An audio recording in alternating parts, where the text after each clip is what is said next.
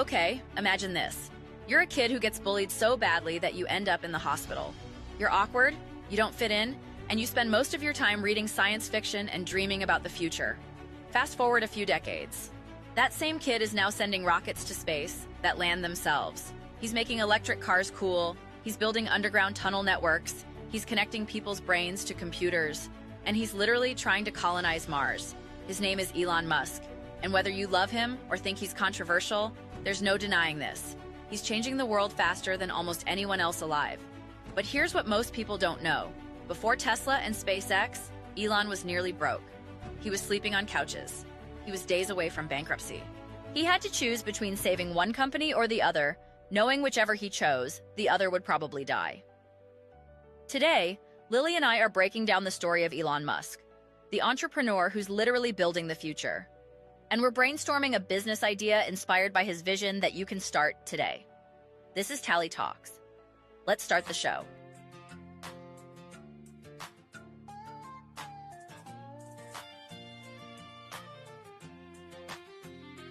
She's got a mind, she's got a spark, lighting up dreams from dawn to dark. Tallie Talks, yeah, she's the voice, asking the questions, making the choice. Young hustlers rising, stories to tell, big ideas where passions dwell. Pull up a chair, grab your seat, let's talk the hustle, let's feel the beat.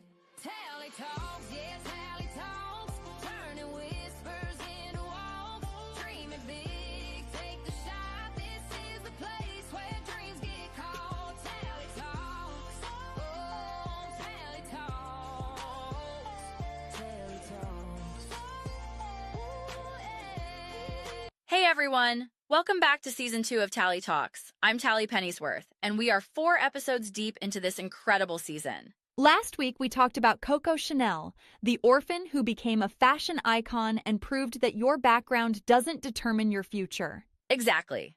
And today we're talking about someone who's very different, but who also refuses to accept the status quo. Lily, welcome back.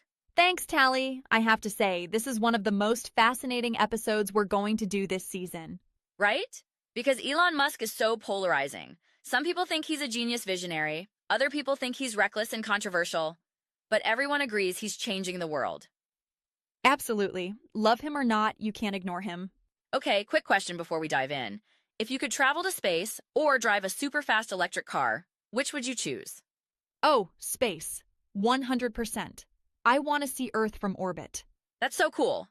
I think I'd go with the car because I'm slightly terrified of space. Like, it's cool, but also there's no oxygen and you could just float away forever. Fair point. Okay, so let's talk about Elon Musk. Who is this guy, and how did he become the person building rockets and electric cars? Let's dive in. So Elon Musk was born in 1971 in Pretoria, South Africa. His dad was an engineer, his mom was a model and dietitian. But Elon's childhood was not easy. Why not? He was this really smart, really introverted kid who was obsessed with books and computers. He didn't fit in at school at all. He got bullied badly. Like, one time, a group of boys beat him up so badly he had to be hospitalized. Oh my gosh, that's awful. Yeah, Elon has said that his childhood was pretty lonely and difficult, but he had this incredible escape: books. He read everything: science fiction, encyclopedias, comic books. He taught himself computer programming when he was 10 years old. Wait, 10? Yep. And when he was 12, he created and sold his first video game for $500. It was called Blaster. So even as a kid, he was already entrepreneurial. Absolutely. And as he got older, Elon became obsessed with 3 big ideas: the internet, space exploration, and sustainable energy. He thought those 3 things would be the most important for humanity's future. So he knew from a young age what he wanted to work on. Pretty much. When Elon was 17, he left South Africa, partly to avoid mandatory military service, but also because he wanted more opportunities. He moved to Canada, where his mom's family was from, and eventually made his way to the United States to go to college. Where did he go? He went to the University of Pennsylvania and got degrees in physics and economics. Then he got accepted to a PhD program at Stanford, one of the best schools in the world. Okay, so he's clearly smart. Very. But here's the thing. He dropped out after 2 days. Wait, what? 2 days? 2 days. Because it was 1995, the internet was exploding, and Elon thought, if I don't start something now, I'm going to miss the biggest opportunity of my generation. Okay, so he drops out of Stanford. What does he do? He and his brother Kimball started a company called Zip2.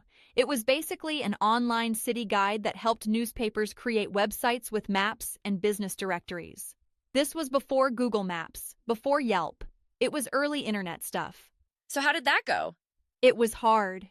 Elon and Kimball couldn't afford an apartment, so they slept in their office. They showered at the YMCA. Elon worked around the clock writing code, but they got investors and the company grew. And did it succeed? Yes. In 1999, Compaq bought Zip2 for $307 million. Elon was 27 years old and his share was $22 million. Wow, so he's a millionaire at 27. Right. Most people would retire, but not Elon. He immediately invested almost all of his money into his next company, X.com, HTTP, X.com, which was an online payment company. Wait, X.com, HTTP, X.com, is that?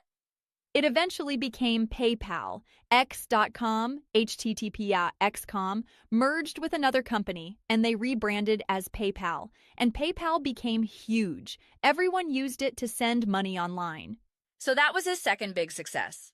Exactly. In 2002, eBay bought PayPal for $1.5 billion. Elon's share, $180 million. Okay, so now he's really rich, like set for life rich. Totally. And this is where most people would buy a yacht and relax on a beach somewhere. But Elon, he had bigger plans. So what did he do with all that money? He started 3 companies that people said were impossible.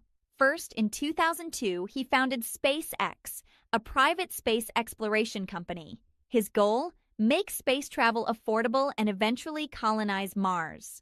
Okay, that's ambitious. Insanely ambitious. Everyone thought he was crazy. NASA and governments had been launching rockets for decades, and Elon thought he could do it better with a startup? Experts laughed at him. But he did it anyway. He did it anyway.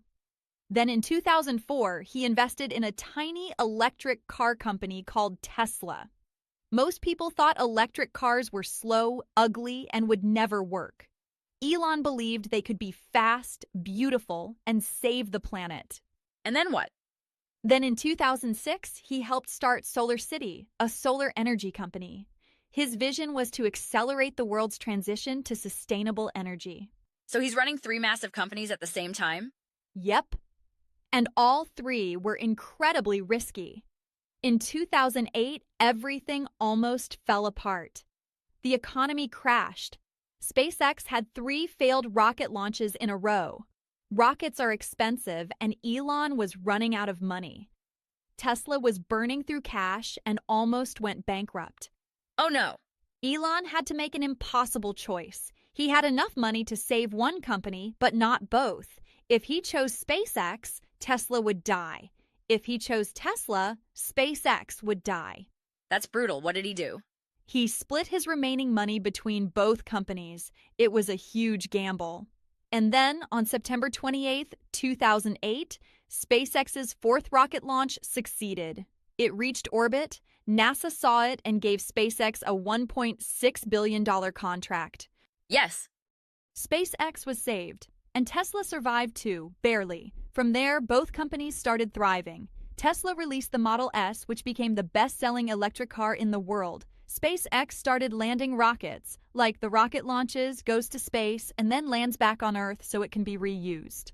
That's insane. I've seen the videos. It looks like science fiction. It does. And in 2020, SpaceX became the first private company to send astronauts to the International Space Station. That's incredible.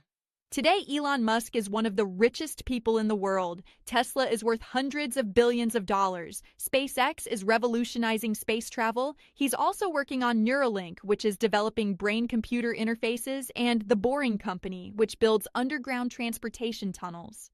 So he's literally working on the future in like 5 different industries. Exactly. And love him or hate him, you can't deny the impact. Tesla made electric vehicles mainstream. Now every car company is making EVs. SpaceX proved that private companies can compete with governments in space.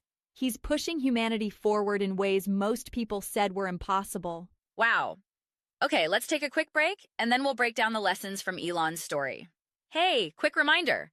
If you're loving Tallie Talks Season 2, you've got to check out Blueprints of Power, the podcast my co-host Lily does with Jack and Charlie. They break down the greatest empires in history and make it hilarious and fascinating. Like, did you know the Mongols had a postal system faster than anything in Europe? Or that the Romans invented concrete that's still standing 2,000 years later? The entire first season is on YouTube right now. Go subscribe, binge the episodes, and tell them Tallie sent you. That's Blueprints of Power on YouTube. You won't regret it. All right, we're back. Lily, what's the big lesson from Elon Musk's story? The lesson is think big, like really big. Elon didn't want to build a nice little company and make some money. He wanted to change the world. He wanted to make humanity multiplanetary. Most people think way too small. Elon shows us that if you're going to dream, dream huge. So it's like, don't just ask what's possible. Ask what's necessary, and then figure out how to make it possible. Exactly. And here's the other lesson. Be willing to risk everything. In 2008, Elon could have kept his money and lived comfortably forever. Instead, he bet everything on his companies.